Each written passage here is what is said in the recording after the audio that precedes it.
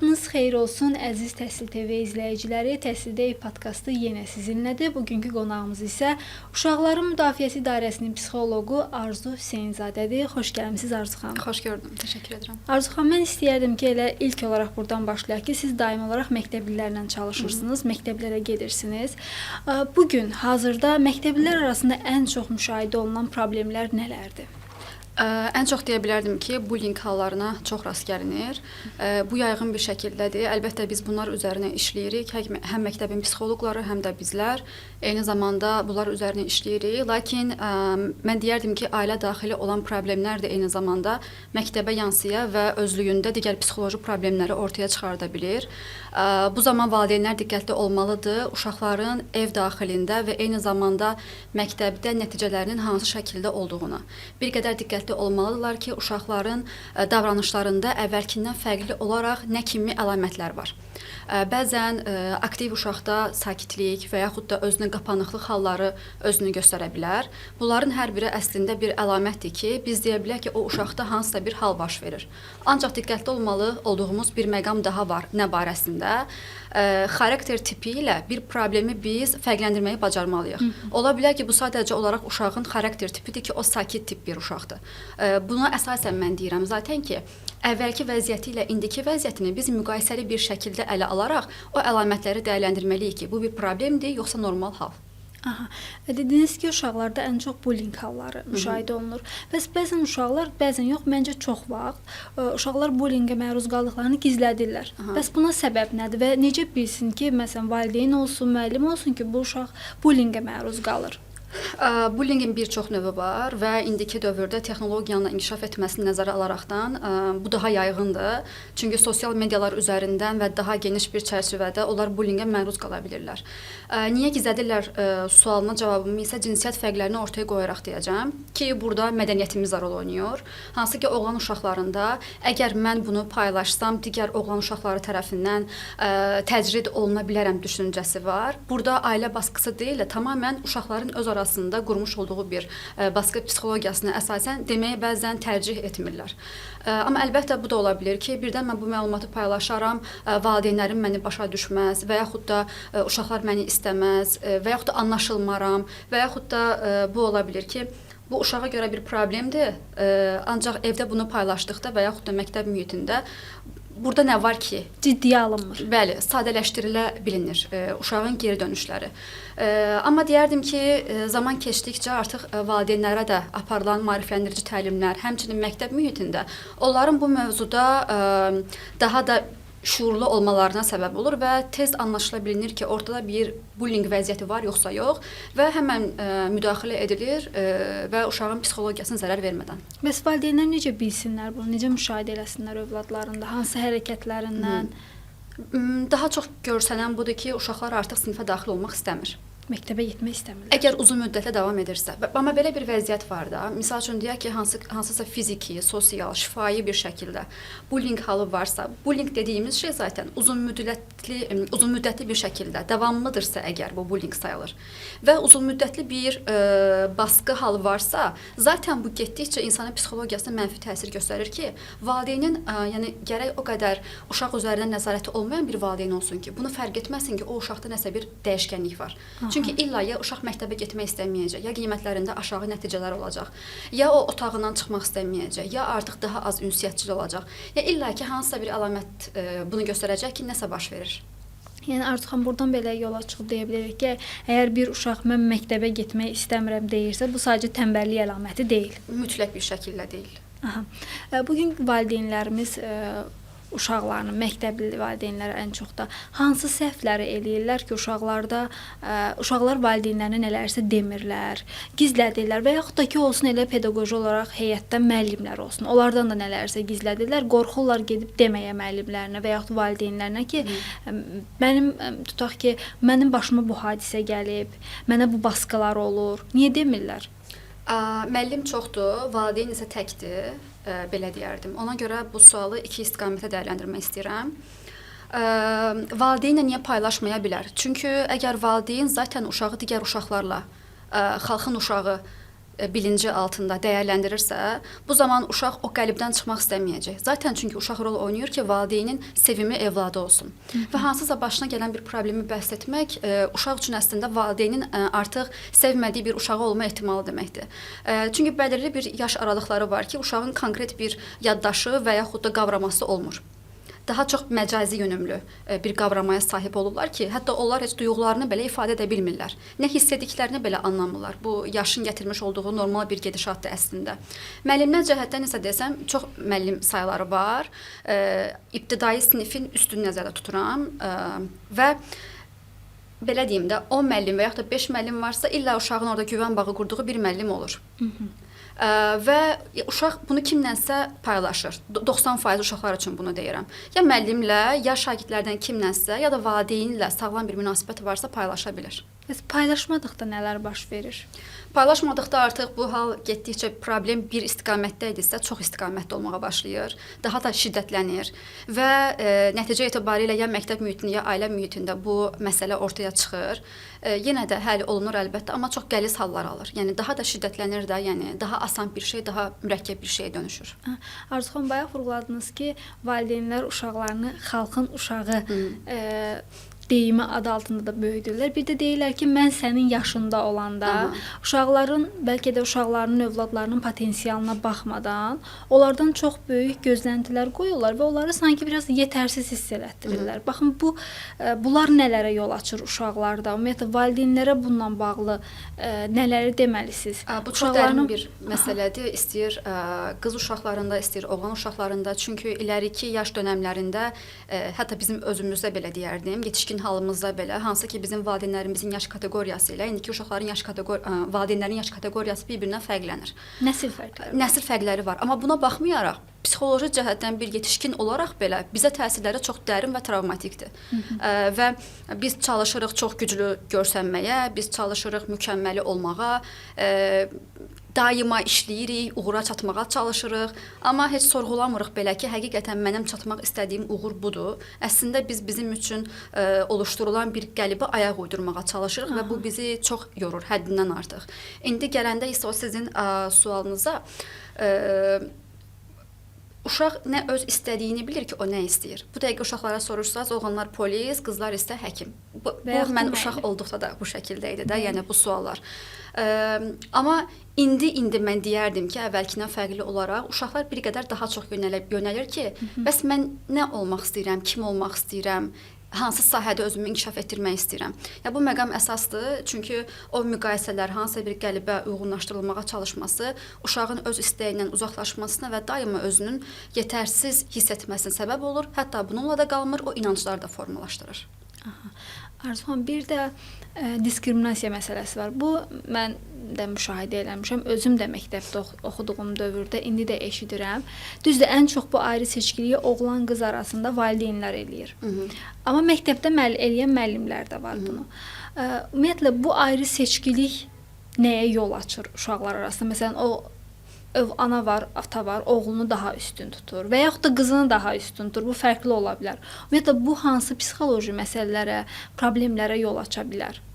Yenə də bu da gəlib dayanır yetərsizlik və dəyərsizlik inanclarının formalaşması ehtimalına və davamında isə digər psixoloji problemləri ortaya çıxarda bilər. Təşviş pozuntusu olsun, depressiya olsun. Hansı ki, indiki uşaqlarda, şagirdlərdə bu halları biz zaten görürük ki, onlarda bir qədər sosial ortamlara daxil olmaq istəməmək, özlərini izole və təcrid olunmuş bir şəkildə saxlama istəyi və s. özünü göstərə bilər. Çünki özgüvənsizlik yaranmağa başlayır. Nəinki qız və oğlan arasında, hətta sinifdə qızlar arasında da müəllim bəzən seçkili eləyə bilir, oğlanlar arasında da eləyə bilir. Yəni bu hallar mövcuddur və təsəvvür edə bilməyəcəyiniz şəkildə uşaq hansısa müəllimin kiçik bir reaksiyasını, mimikini, sözünü belə həmən uzun müddətlərlə düşünə bilir ki, orada bunu dedi, deməli mən bacarmıram bunu və yaxud da mən yetərli deyiləm və yaxud da Ayşəni məndən daha çox istəyir kimi suallar beynində yarana bilir və düşünə bilməyəcəyimiz qədər daha dərin təsirlər buraxır. Bəs valideynlər bunu niyə eləyir? Bununla bağlı nə məsləhətləriniz olur? Bir psixoloq kimi necə yanaşsınlar övladlarına, həm oğlanlarına, həm qızlarına ki, o balans pozulmasın? Yenə də burada mən çox cinsiyyət fərqini ortaya qoymayacağam. Düşünürəm ki, o cinsiyyət fərqi bir zaman öncələr daha basqın bir şəkildə idi, nəinki indi. Çünki indi eyni cinsdən olan uşaqlara qarşı belə laqeydlik ola bilər. Amma mən belə deyərdim, valideynin birinci övladıdır, ikinci yoxsa üçüncü. Bunlar arasında da çox böyük bir fərq var.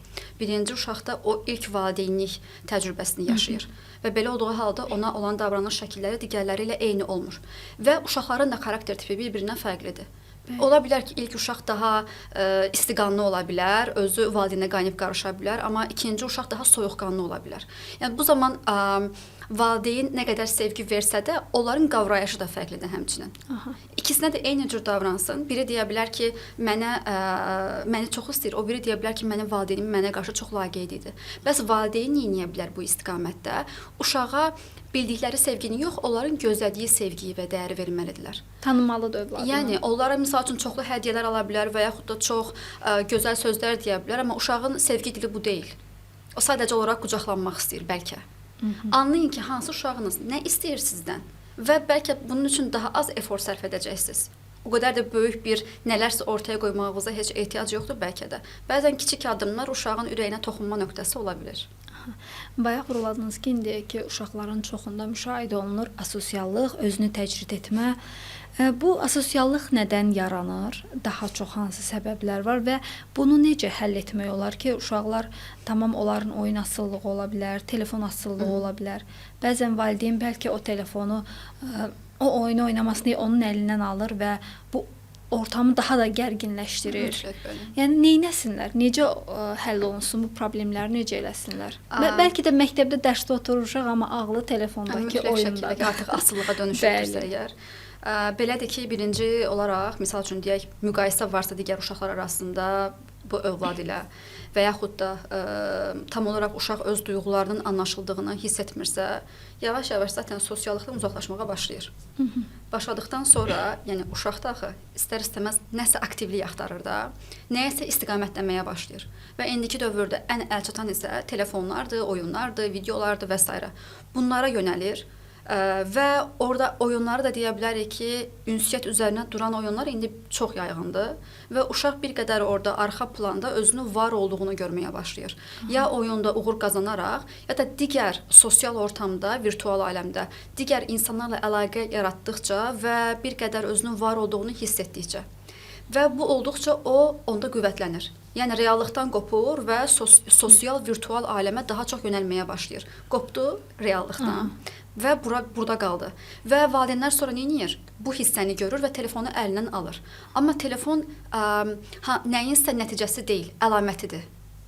Yəni o bunu eləyibdirsə, telefon asılılığı başlayıbsa da, ya bu o demək deyil ki, bu bir problemdir və o telefon asılılığı eləyir. Yəni telefonu əlindən almaqla problem həll olmayacaq. Qəti şəkildə həll olmur. Biz baxmalıyıq ki, onda nə əksikdir ki, o ona yönəlir. Nəyə görə nə əksiklik var ki, o onu bununla doldurmağa çalışır. Birinci o məqam anlaşılmalıdır da.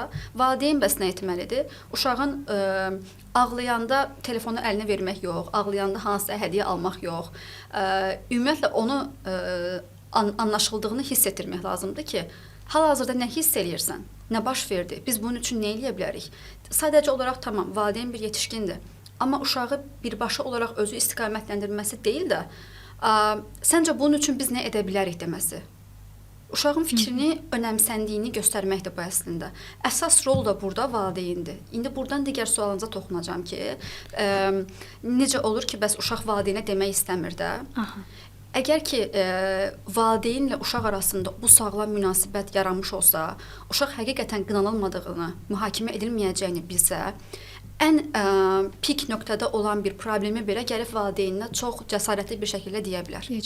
Arzu xanım, baxın, biz elə hər zaman bu bir sanki şablon ifadəyə çevrilib valideynlə uşaq arasında sağlam münasibət. Nədir bu sağlam münasibət? Necə qursunlar ki, bu sağlam münasibət olsun valideyn və övlad arasında?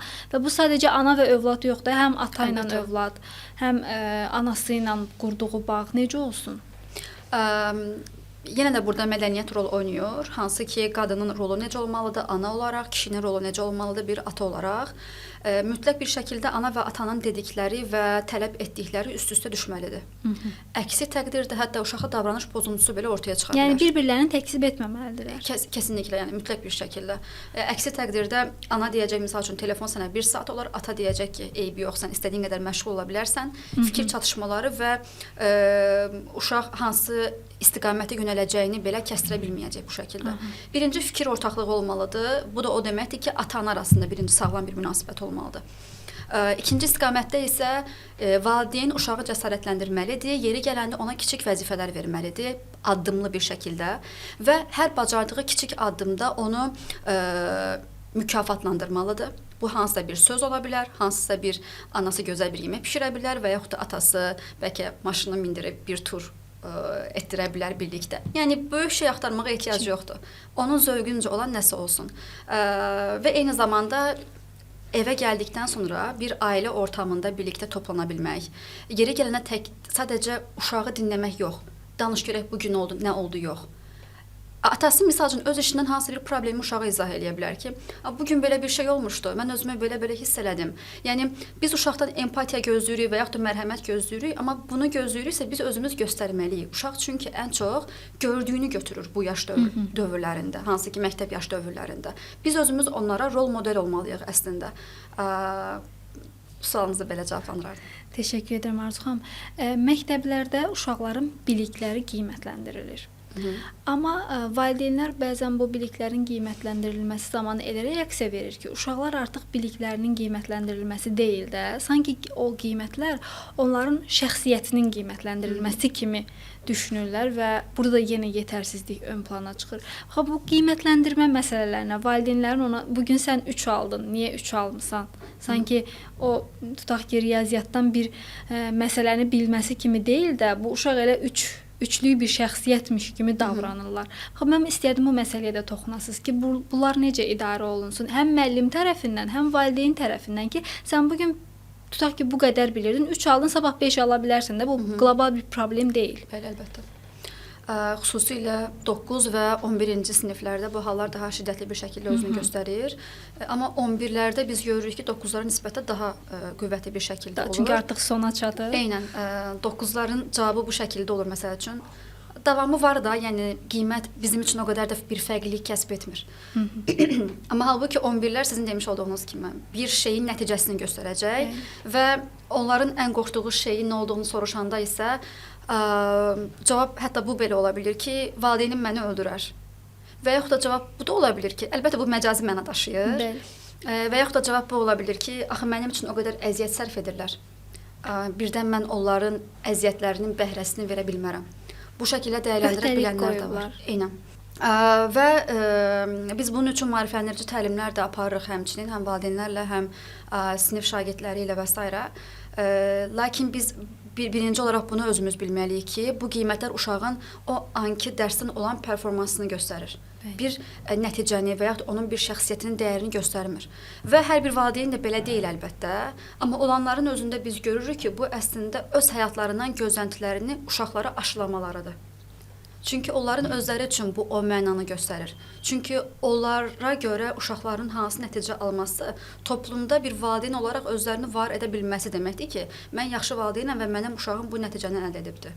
Bu səbəblə də ilkin olaraq valideyn öz üzərində iş aparmalıdır, öz həyat prinsipləri və həyatdan gözləntiləri üzərinə ki, uşaqdan da gözləntiləri buna əsasən daha rasional bir istiqamətdə ola bilsin. Əksi təqdirdə uşaqdan çox perfeksionist bir yaxınlaşmada olacaq. Bu da uşağın performansına və yaxud da qabiliyyətinə nə qədər uyğundur? Bu da sual altındadır və gözləntilər qarşılanmaya da bilər. Gözləntilər qarşılanmayanda isə həm valideyn, həm də uşaq xəyal qırıqlığına uğraya bilər. Və hətta gələcək həyatında belə o uşaq özünü tapa bilməyəcək bu həyat rolunda ki, mən hardayam, mən kim olmaq istirdim, mən kiməm və hətta ən yaxşı yerlərdə olsa belə ata və anasının o qədər də uğurlu olmayan evladı olacaq. Və daima öz emosiyalarını da gizlədəcək yeri gələndə, ağlamaq istəyəndə ağlamağını da gizlədəcək yeri gələndə və bu şəkildə təşviş pozuntusu çox zaman ortaya çıxır ki, biz panik atakla boğuşan bir insanla rastlaşırıq yetişkin bir halında. Aha. Arzu xanım, elə 11-ci siniflərdən, böyük siniflərdən danışdıq. Artıq 9-cu sinif və 11-ci siniflərin buraxılış imtahanı da yaxınlaşır, mart ayındadır. Mən istəyirdim bir psixoloq kimi onlara da öz fikirlərinizi deyəsiniz ki, necə hazırlaşsınlar psixoloji olaraq, özlərinin nəticələrə necə hazırlasınlar, həm yaxşı, həm necə deyim, yəni gözləmədikləri bir nəticə də ola bilər. Həm valideynlərə, həm mən istəyərdim ki, abituriyentlərə, şagirdlərə bir psixoloq olaraq çağırışınız, tövsiyələriniz olsun. Seanslar ərzində ən çox müşahidə etdiyim vəziyyətlərdən biri də budur. Deyir ki, müəllimin yanında, hazırlıqda, məktəbdə çox yaxşı yazıram, amma gedirəm imtahanda mən heç özümə uyğun olmayan bir nəticə əldə edirəm. Bu niyə belə olur? Və seanslar əlbəttə ki, effektiv bir nəticə verir. Çünki bu qayət açıq bir vəziyyətdir ki, uşağın beynində yaranan bəzi inanclar var ki, birdən aşağı bal yığaram, evə gedərəm, valideynim hansısa bir mimikada olar və bu mənim üçün çox nə qədər də xeyirsiz övladam inancımı tetikləyir və uşaq imtahan əsnasında düşünün o anda bunların hamısı ağlından keçir sürətli bir şəkildə və o an o qədər stres halı yaşayır ki, kortizol hormonunun da oran ifraz olunması ilə düşüncələri bulanıqlaşır və bildiklərini də unudur. Hətta cavablarda sürüşmələr belə ola bilir. Mənim uşaqlara tövsiyəm bu olardı ki, bilmirəm nə cür ana və ataya sahibdilər. Amma yenə də ən pis ehtimalı nəzərə alaq ki, dəstək olmayan o qədər də dəstəkləri olmayan ata-anaya sahibdirlər. Amma siz bilin ki, istər məktəb mühitində, istər ətrafınızda sizə uyğun kimlərsə var. Və yaxud da ata-ananız arasında belə illa ki sizə uyğun kimsə var ki, siz öz problemlərinizi bölüşə bilərsiniz. Burada əsas məsələ açıq münasibətin olmasıdır. Əgər imtahandan sonra hansısa bir valideyninizin sizə qarşı olan reaksiyası sizin üçün xoş deyilsə, bəlkə heç valideyn bunun fərqində deyil. Bunu ona açıq şəkildə ifadə etmək lazımdır ki, bəlkə elə valideyn öz üzərində işləyəcək. Yəni yetişkindir deyə hər şeyi dörd dörtlük və mükəmməl şəkildə tətbiq edirlər və ya bacarırlar deyə bir şey yoxdur. Bizim hər birimiz bir insanıq. Və mən düşünürəm ki, bizim bu həyat yolunda müsbət və mənfi əldə etdiyimiz hər bir şey əslində bizi nələrsə qatmaq üçündür. Uğurlu nəticə deyilən bir şey əslində sizin özünüzü tapdığınız yerdir. Sizə qoyulan qəliblər deyil. Əgər keçsəniz, əgər bunu istəyirdinizsə nə qədər də gözəl, amma məsəl üçün deyək ki, bəlkə sizin hansısa bir əl qabiliyyətiniz çox yaxşı idi və siz ailə baskısı ilə imtahana girəsi olmuşdunuz və bəlkə davam etsəydi, siz istədiyiniz yerdə olmayacaqdınız, kəsilmənizlə öz peşə yönümlü sahənizə, sənət yönümlü sahənizə yönələ bildiniz. Yəni vacib olan özünü kəşf etməkdir. Yəni həyatda qabağımıza çıxan maneələr belə əslində bizim özümüzü tapmağımız üçündür. Çünki hamımız biz bir yol içərisindəyik və özümüzü tapmalıyıq və bu az yaşlarından artıq həyatın qaydasıdır ki, özünü göstərən bir şeydir. Ona görə də qarşımıza çıxan hər maneədə biz bunu özümüzə soruşmalıyıq ki, bu mənə nə öyrətdi? Bu şey mənim qabağıma niyə çıxdı? Bəzən valideynlər gənc ola bilərlər, fərqində olmaya bilərlər. Amma şagirdlər bilsinlər ki, valideyn özünün bildiyi doğruyu isə tətbiq etməyə çalışır ki, universitetə girəcəksən, nəticə əldə edəcəksən və sən yaxşı yerlərdə olacaqsan. Amma siz göstərə bilərsiniz hər bir şəkildə uğur əldə etməyinizdə ki, siz yenə də yaxşı yerlərdəsiniz. Arzu xanım, bəs uşaqlarla, məktəblilərlə görüşəndə, onlarla seanslarda olanda, onlar ən çox hansı şikayətlərini dilə gətirirlər? İstər məktəb olsun, istər valideyn olsun, müxtəlif mühitlərdən. Müqayisə də ola bilər, sadəcə problemləri də deyə bilərsiniz ki, uşaqlar arasında müqayisə, bəli, hansı ki, valideynin uşaqlar arasında bərabərlik yaratmaması kimi, bullying, bayaq demiş olduğum, və yaxud da onlarda özgüvən əksikliyi daha çox özünü göstərir və təşviş pozuntusu ilə depressiya isə zaten bu indi olduqca yayğındır, həmçinin şagirdlərdə yaşlarının az olmasına baxmayaraq. Amma əsas ailə daxili problem varsa daha çoxdur. Yəni biz görürük ki, hansısa bir şagirdin müraciətinə getmişiksə, böyük ehtimalla ailəsində problem var. Aha. Yəni bu çox faiz təsir edən bir məqamdır. Ailə daxili problemlərə dediniz, bir də natamam ailələri olan var. Əlbəttə, o uşaqlarda hansı problemlər yaşanır? Hər iki tərəf, valideyn və ata ayrıla bilər. Amma bu prosesi necə aparsınlar? Ata və ananın ayrılması uşaqların əslində ata və anasının olmaması mənasına gəlməyən bir şeydir. Bəli. Amma çox təəssüf ki, yetişkin olaraq bəzən bunu irəlidə bilmirlər. Ata-ana ayrılır, uşağın ya atası olur artıq, ya da anası olur artıq. Əlbəttə görürəm elələri var ki, ayrılmasına baxmayaraq ata da maraqlanır, ana da maraqlanır. O qədər də problem ortaya çıxmır bu məqamda. Çünki o bərabərlik və dəstək çalışılır ki, tənzimlənsin. Amma yox hansında ki, bu olmur, mənfi nəticələr ortaya çıxır. Nəyə görə? Çünki məsəl üçün qız uşağı üçün belə, oğlan uşağı üçün belə həyatlarında o qadın və kişi fiqurlarını görməyə ehtiyac var. Xarakter formalaşması mütləq bir şəkildə. Çünki artıq cinsi yönəlimdən tutun, digər inancların formalaşmasına qədər mənfi təsir göstərə bilir. Çünki o uşaqda formalaşmır və toplumdan nə qədər sağlam bir şəkildə uşaq hansısa bir şəkildə həyatı qavraya bilər ki. Bunun üçün əsas rol model ana və ata olmalıdır da.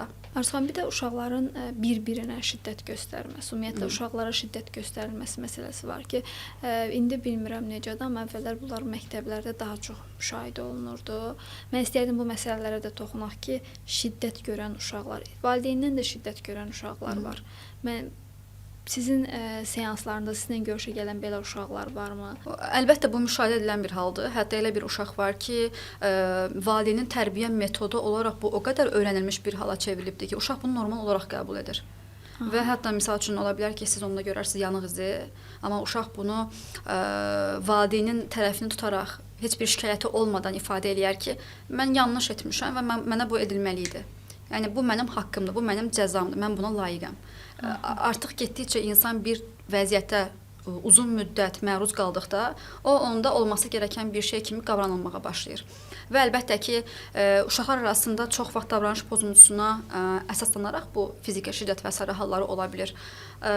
Amma valideyndə də böyük ehtimalla ki, belə olur, ya ailə daxili konfliktlərin sayı çoxdur, ya ata-ana ayrılıbdır, ananın üzərində məsuliyyət çoxdur və öz aqressiyasını o an idarə edə bilmir, qəzəbini idarə edə bilmir və uşağa yansıdır. Və nəticədə valideynindən cəza metodu olaraq şiddət görən uşaq öz yoldaşı da ona qarşı nəsə eləyəndə onu da o cür cəzalandırmağa çalışır. Elə olan da var, tam tərsi içinə qapanıq olub özünü təcrid edən də var. Arzu xanım, təşəkkür edirəm. Mən son olaraq yenə istəyərdim ki, həm şagirdlərə, həm uşaqlara, həm valideynlərə, həm də müəllimlərə bir çağırışınız olsun.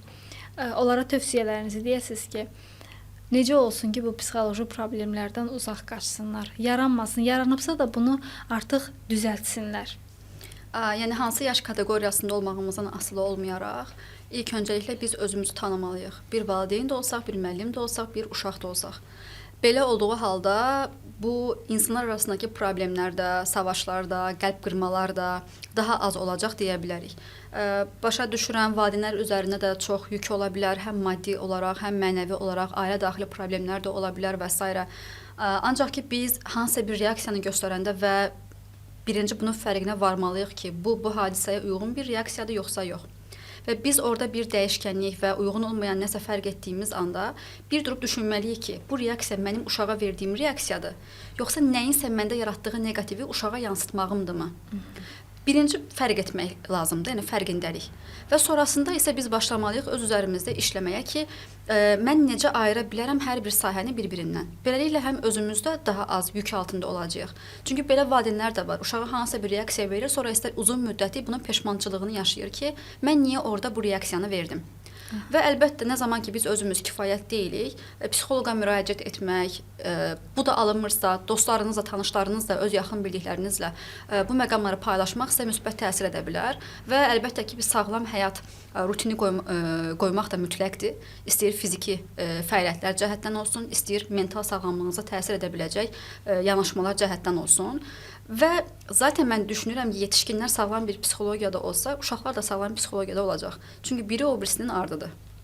Və çox vaxt valideynlər yatırım edir uşaqlara. Uşaq getdi terapiyaya, gəldi, uşaq yaxşıdır. Amma uşaq yenə eyni şeyə məruz qalırsa, onda yenə problem yaranacaq zaten. Yəni, mən deyərdim ki, biz birinci özümüzü sağaldaq, sonrasında artıq uşağa o sərmayəni yatıraq müsbət mənada. Təşəkkür edirəm Arzu xanım, çox sağ olun. Siz sağ olun, təşəkkür edirəm, xoş oldu mənim üçün. Əziz tamaşaçılar, bizdən bugünlük bu qədər. Növbəti həftə görüşənədək.